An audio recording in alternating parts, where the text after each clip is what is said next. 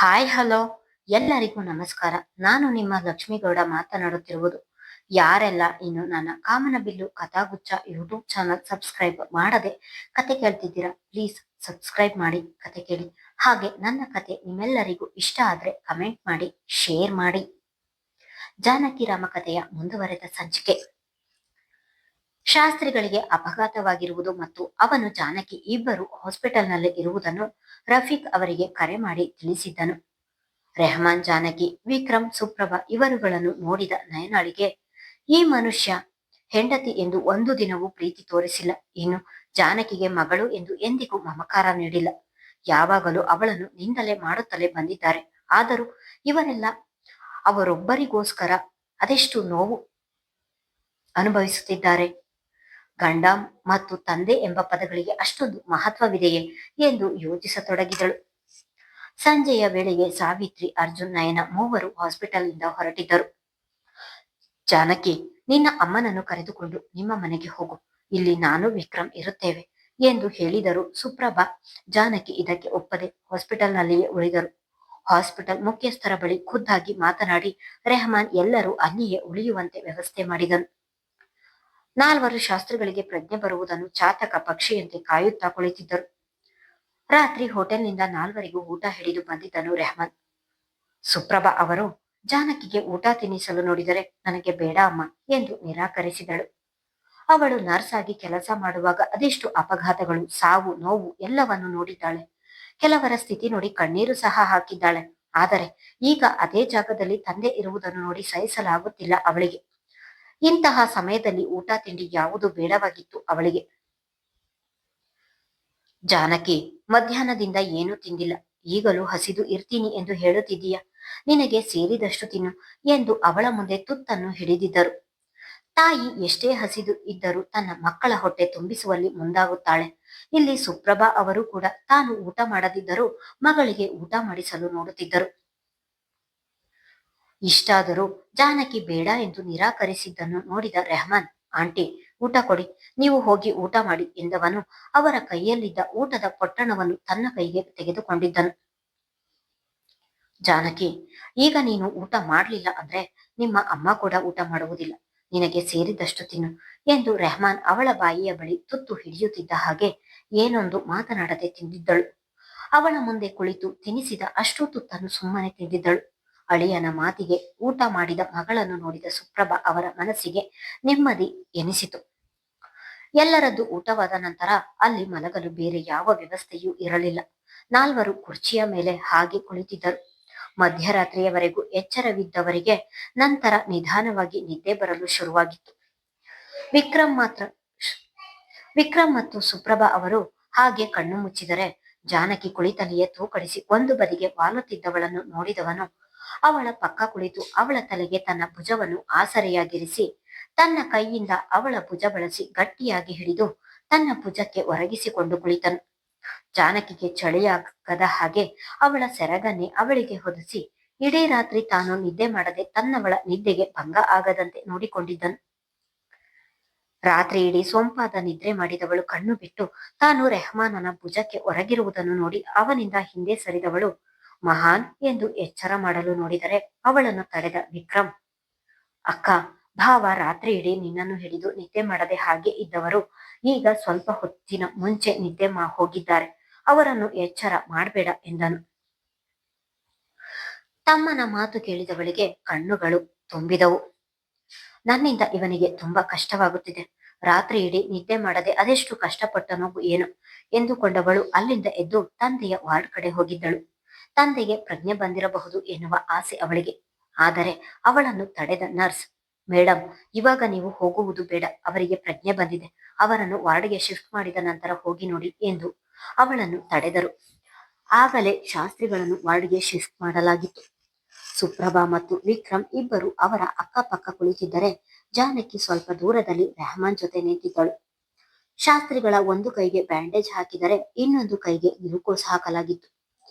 Glucose ಸರಿಯಾಗಿ ಇಳಿಯುತ್ತಿಲ್ಲ ಎಂದು ಜಾನಕಿ ಗಮನಿಸಿದವಳು ಅಲ್ಲಿಯ ನರ್ಸ್ಗಳು ಹೊರ ಹೋಗಿದ್ದನ್ನು ತಾನೇ ಮುಂದೆ ಹೋಗಿ ಗ್ಲೂಕೋಸ್ ಸರಿ ಮಾಡುತ್ತಿದ್ದಳು. ಅಷ್ಟರಲ್ಲಿ ಅವಳನ್ನು ನೋಡಿದ ಶಾಸ್ತ್ರಿಗಳು, ನೀನು ಯಾಕೆ ಇಲ್ಲಿಗೆ ಬಂದೆ? ನಾನು ಸತ್ತಿದ್ದೀನೋ ಬದುಕಿದ್ದೀನೋ ಎಂದು ನೋಡಲು ಬಂದಿದ್ದೀಯಾ? ಎಲ್ಲವೂ ನಿನ್ನಿಂದಲೇ ಆಗಿದ್ದು, ಪ್ರಾರಬ್ಧ. ಮೊದಲು ತೊಲಗು ಇಲ್ಲಿಂದ ಎಂದು ಗ್ಲೂಕೋಸ್ ಹಾಕಿದ್ದ ಅದೇ ಕೈಯಿಂದ ಅವಳನ್ನು ಜೋರಾಗಿ ತಳ್ಳಿದರು. ಶಾಸ್ತ್ರಿಗಳು ತಳ್ಳಿದ ರಭಸಕ್ಕೆ ಬೀಳುತ್ತಿದ್ದವಳನ್ನು ಒಡನೆ ಹೋಗಿ ಹಿಡಿದಿದ್ದನು ರೆಹಮಾನ್. ತಂದೆಯ ವರ್ತನೆಯನ್ನು ನೋಡಿದವಳು ರೆಹಮಾನನಿಂದ ಹಿಂದಕ್ಕೆ ಸರಿಯದೆ ಅವನ ಎದೆಗೆ ಒರಗಿ ಬಿಕ್ಕಲು ಶುರು ಮಾಡಿದಳು. ಅಷ್ಟರಲ್ಲಿ ಅಲ್ಲಿಗೆ ಅರ್ಜುನ್ ಮತ್ತು ನಯನ ಕೂಡ ಬಂದಿದ್ದರು. ಶಾಸ್ತ್ರಿಗಳೇ, ನಿಮ್ಮ ಅಹಂಕಾರವನ್ನು ಇವಳ ಮುಂದೆ ತೋರಿಸಲು ಈಗ ಇವಳು ನಿಮ್ಮ ಮಗಳಲ್ಲ, ನನ್ನ ಹೆಂಡತಿ. ಇವಳ ಬಗ್ಗೆ ಇನ್ನೊಂದು ಮಾತನಾಡಿದರೂ ನಾನು ಸುಮ್ಮನಿರುವುದಿಲ್ಲ ಎಂದು ಅದು ಆಸ್ಪತ್ರೆ ಎನ್ನುವುದನ್ನು ಮರೆತು ಜಾನಕಿಯನ್ನು ಬಿಗಿಯಾಗಿ ಹಿಡಿದು ಕೂಗಾಡಿದ್ದನು. ಶಾಸ್ತ್ರಿಗಳ ಇಂದಿನ ನಡೆ ಅವನಿಗೆ ಕೋಪ ಬರುವಂತೆ ಮಾಡಿತ್ತು. ಅವನ ಕೂಗಾಟವನ್ನು ಕೇಳಿ ಹೆದರಿದವಳು ಅವನ ಕೈ ಹಿಡಿದು ಮಹಾನ್ ಬೇಡ ಎಂದು ಕಣ್ಣಿನಲ್ಲಿಯೇ ವಿನಂತಿಸಿದಳು. ಅವಳ ನೋವನ್ನು ಸಹಿಸದವನು ಹಾಗೆ ಸುಮ್ಮನಾದನು. ನನ್ನ ಮುಂದೆ ನಿಂತು ಮಾತನಾಡಲು ನೀನ್ಯಾರೋ? ಬಂಧುನ, ಬಳಗನ, ಇಲ್ಲ ನನ್ನ ಜಾತಿಯವನ, ಧರ್ಮದವನ? ಈ ಸಮಾಜದಲ್ಲಿ ಬದುಕಲು ಸರಿಯಾದ ಒಂದು ನೆಲೆ ಇಲ್ಲದವ ನೀನು ನನ್ನ ಮುಂದೆ ನಿಂತು ನನಗೆ ಎದುರು ಮಾತನಾಡುತ್ತೀಯ ಎಂದು ಹಾಸಿಗೆ ಮೇಲೆ ಕೂಗಾಡಿದರು. ಆದರೆ ಇಷ್ಟರವರೆಗೆ ಅಳುತ್ತಲಿದ್ದ ಸುಪ್ರಭಾ ಅವರು ಮಗಳಿಗೆ ಆಡಿದ ಮಾತನ್ನು ಸಹಿಸದೆ ಕೆಂಡಾಮಂಡಲವಾದರು. ಮನುಷ್ಯರಲ್ಲ ನೀವು, ಮನುಷ್ಯತ್ವ ಇಲ್ಲದೆ ಇರುವ ಮೃಗ ನೀವು. ಕಾಲು ಕೈ ಮುರಿದುಕೊಂಡು ಹಾಸಿಗೆಯ ಮೇಲೆ ಬಿದ್ದಿದ್ದರೂ ಸಹ ನಿಮ್ಮ ಸೊಕ್ಕು ಮಾತ್ರ ಕಡಿಮೆಯಾಗಲಿಲ್ಲ. ಮಾಡಿದುಣ್ಣ ಮಾರಾಯ ಎನ್ನುವ ಹಾಗೆ ಇಷ್ಟು ದಿನ ನನ್ನ ಮಗಳಿಗೆ ಆಡಿದ ನಿಂದನೆಯ ಮಾತಿನ ಪ್ರತಿಫಲ ಈಗ ನೀವು ಅನುಭವಿಸುತ್ತಿದ್ದೀರ. ಕರ್ಮ ಯಾರನ್ನು ಬಿಡುವುದಿಲ್ಲ ಎನ್ನುವುದಕ್ಕೆ ನೀವೇ ಸಾಕ್ಷಿ. ಏನಂದ್ರೆ, ನನ್ನ ಅಳಿಯನನ್ನು ಬಂಧುನ, ಬಳಗನ, ಧರ್ಮದವನ ಅಂತ ಕೇಳುತ್ತಿದ್ದೀರ ಅಲ್ವಾ? ಇವತ್ತು ನನ್ನ ಅಳಿಯ ಇಲ್ಲದಿದ್ದರೆ ನೀವು ಇಷ್ಟೊತ್ತಿಗೆ ಹೆಣವಾಗುತ್ತಿದ್ದೀರಿ. ಯಾರು ಸಹಾಯ ಮಾಡದೆ ರಸ್ತೆಯಲ್ಲಿ ನರಳುತ್ತಾ ಬಿದ್ದ ನಿಮ್ಮನ್ನು ಕರೆದುಕೊಂಡು ಬಂದು ನಿಮಗೆ ರಕ್ತ ಕೊಟ್ಟು ರಾತ್ರಿಯೆಲ್ಲ ನಿದ್ದೆ ಮಾಡದೆ ನಿಮ್ಮನ್ನು ಮಗು ತರ ಕಾಯುತ್ತಿದ್ದಾನಲ್ಲ, ಅವನಿಗೆ ಈ ಮಾತನ್ನು ನೀವು ಅನ್ನಬೇಕಾಗಿದ್ದೆ. ನೀವು ರಸ್ತೆಯಲ್ಲಿ ಬಿದ್ದಿದ್ದಾಗ ನಿಮ್ಮ ಜಾತಿಯವರು ಯಾಕೆ ನಿಮ್ಮನ್ನು ಕಾಪಾಡಲು ಬರಲಿಲ್ಲ? ನಿಮಗೆ ರಕ್ತ ಬೇಕು ಎಂದಾಗ ನಿಮ್ಮ ಮೇಲ್ಜಾತಿಯವರು ಯಾಕೆ ನಿಮಗೆ ರಕ್ತ ಕೊಡಲಿಲ್ಲ? ಇವತ್ತು ನೀವು ಉಸಿರಾಡಲು ಕಾರಣ ನನ್ನ ಅಳಿಯ.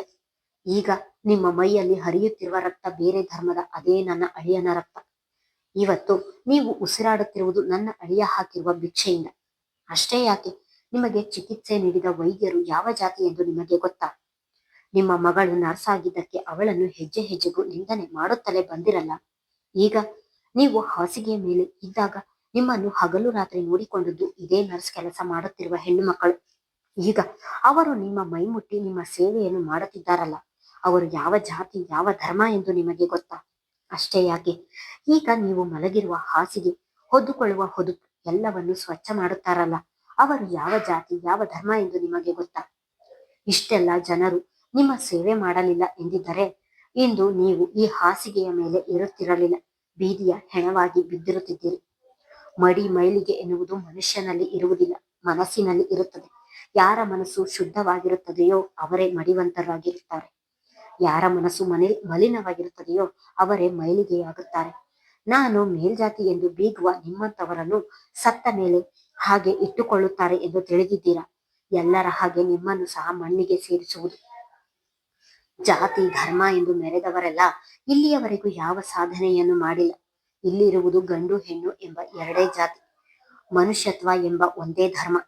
ಎಲ್ಲಿಯವರೆಗೂ ಈ ಸತ್ಯ ನಿಮಗೆ ಅರಿವಾಗುವುದಿಲ್ಲವೋ ಅಲ್ಲಿಯವರೆಗೂ ನೀವು ಎಂದಿಗೂ ಕೊಳಕು ಮಂಡಲವೇ. ಇಷ್ಟು ದಿನ ಗಂಡನನ್ನು ಸಹಿಸಿ ಬಾಳುತ್ತಿದ್ದವರಿಗೆ ಇಂದು ಸಹಿಸಲಾಗದೆ ಅದು ಆಸ್ಪತ್ರೆ ಎಂದು ತಿಳಿಯದೆ ಅವರ ಮುಂದೆ ನಿಂತು ಒಂದೇ ಸಮ ಕೂಗಾಡುತ್ತಿದ್ದರು ಸುಪ್ರಭಾ ಅವರ ಕೂಗಾಟಕ್ಕೆ ಅಕ್ಕಪಕ್ಕದ ಪೇಷಂಟ್ಗಳು, ನರ್ಸ್ಗಳು ಎಲ್ಲರೂ ಬಂದು ಅವರನ್ನೇ ನೋಡುತ್ತಾ ಉಳಿದರು. ಸುಪ್ರಭಾ ಅವರ ಮಾತಿಗೆ ನಯನ ಅಂತೂ ಬಿಟ್ಟ ಕಣ್ಣು ಬಿಟ್ಟ ಹಾಗೆ ಅವರನ್ನು ನೋಡುತ್ತಲೇ ಇದ್ದಳು. ತನ್ನ ಅಳಿಯನೇ ತನಗೆ ರಕ್ತ ಕೊಟ್ಟು ಬದುಕಿಸಿದ್ದು ಎಂಬ ವಿಷಯ ತಿಳಿದವರಿಗೆ ಹೆಂಡತಿ ಹೇಳುತ್ತಿದ್ದ ಒಂದೊಂದು ಮಾತು ಬಾಣದಂತೆ ಹೃದಯಕ್ಕೆ ನಾಟುತ್ತಿದ್ದವು. ಶಾಸ್ತ್ರಿಗಳಿಗೆ ಸುಪ್ರಭಾ ಅವರ ಮಾತು ಸಹಿಸಲಾಗದೆ ಅಸಾಧ್ಯ ತಲೆನೋವು ಬಾಧಿಸತೊಡಗಿತು. ಒಡನೆ ತಲೆ ಹಿಡಿದು ನರಳಲು ಶುರು ಮಾಡಿದರು. ರೆಹಮಾನನಿಂದ ಸರಿಯದೆ ಅವರನ್ನು ಹಿಡಿದೇ ನಿಂತಿದ್ದವಳಿಗೆ ತಂದೆಯ ನೋವು ನೋಡಲಾಗದೆ ಒಡನೆ ಅವರ ಬಳಿ ಹೂಡಿ ಅಪ್ಪ ಏನಾಗ್ತಿದೆ, ಅಪ್ಪ ಏನಾಗ್ತಿದೆ ಹೇಳಿ ಎಂದು ಅವರ ತಲೆ ಹಿಡಿದು ಕೇಳಿದಳು. ಶಾಸ್ತ್ರಿಗಳು ಪ್ರಯಾಸದಲ್ಲಿ ತುಂಬಾ ತಲೆನೋವು ಎಂದು ಉಸಿರಿದರು. ಮಹಾನ್, ಬೇಗ ಡಾಕ್ಟರ್ನ ಬರಹೇಳು ಎಂದವಳು ಅವರ ಕೈಗೆ ಹಾಕಿದ ಗ್ಲೂಕೋಸ್ ಅನ್ನು ಸರಿಯಾಗಿ ಹಾಕುತ್ತಿದ್ದಳು. ನಿಂತು ನೋಡುತ್ತಿದ್ದ ಜನರನ್ನೆಲ್ಲ ನರ್ಸ್ಗಳು ಅಲ್ಲಿಂದ ಹೊರ ಕಳಿಸಿದ್ದರು. ವೈದ್ಯರು ಬಂದ ನಂತರ ಜಾನಕಿಯು ಸಹ ಹೊರಗೆ ಬಂದಿದ್ದಳು. ಅವರ ಮನಸ್ಸಿಗೆ ಆದ ಆಘಾತವನ್ನು ತಡೆಯಲು ಆಗದೆ ತಲೆಗೆ ಒತ್ತಡ ಬಿದ್ದು ನೋವು ಹೆಚ್ಚಾಗಿತ್ತು. ಇಂಜೆಕ್ಷನ್ ಕೊಟ್ಟಿದ್ದೀನಿ, ಏನು ಆಗುವುದಿಲ್ಲ ಎಂದು ಹೇಳಿ ವೈದ್ಯರು ಅಲ್ಲಿಂದ ಹೊರಟಿದ್ದರು.